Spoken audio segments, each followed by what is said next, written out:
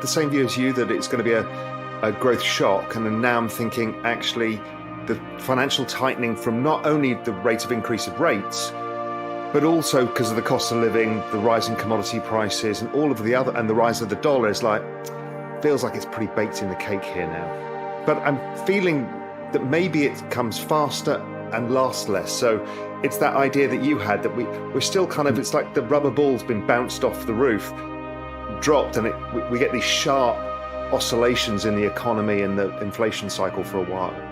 Now, do you think the economy can actually take positive real rates?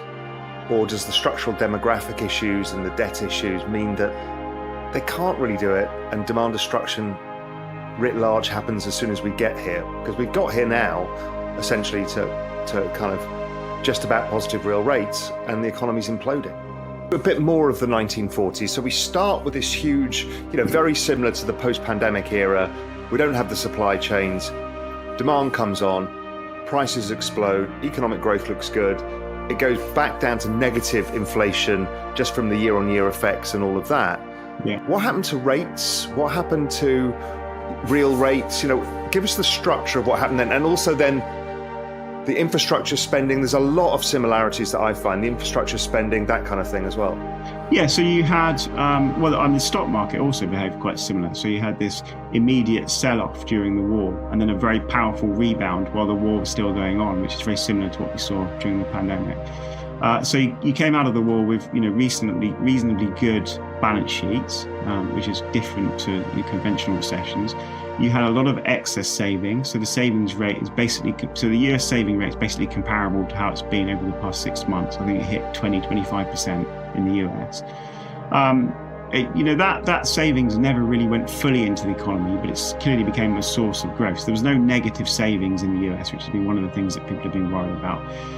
You didn't have a monetary policy response, so central banks were effectively using yield targeting, so yield control. So the Fed stuck to that, very carefully during the 40s. So there was no monetary tightening. Long-term interest rates didn't go up, so real interest rates turned negative.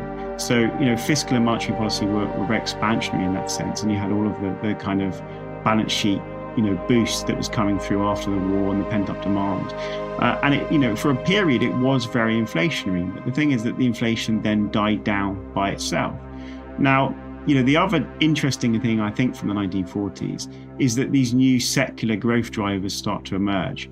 So you had demographics, which is very different to now, because you had a very rapid demographic boom coming out of the Second World War for obvious reasons. Yeah. What happened to rates? What happened to real rates? Give us the structure of what happened then, and also then the infrastructure spending. There's a lot of similarities that I find. The infrastructure spending, that kind of thing as well.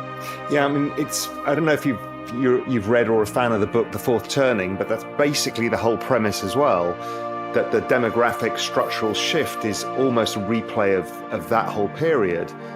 And it feels to me that, okay, the big problem the world has got, one of the big problems is the debt levels. Well, we had the same in the 40s, but we had negative real rates for an extended period of time and growth. So therefore, debt to GDP levels came down. I think that is possibly doable this time around. Yes, we don't have as big a demographic push. We're talking about the massive change of supply chains. So people bring factories back to the United States. Just to give people expectations, if you think the interest rate, the neutral rate of interest, I don't know, prior to the pandemic was maybe 2%. Where is it in your new world? Is it 3%, 4%? What is the level?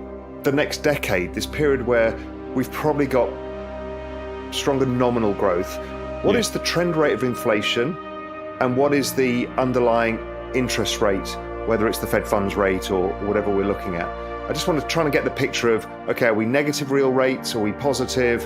What is the inflation? What does that structure look like that people should think about? Which is very different, because people either think inflation or deflation, but what you're saying is there's actually a different structure here.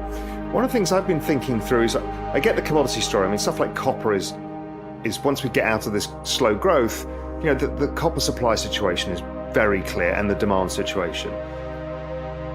I'm thinking there's actually a barbell here, that potentially it's both growth plus inflation, because the technological growth period we're going through now is extraordinary.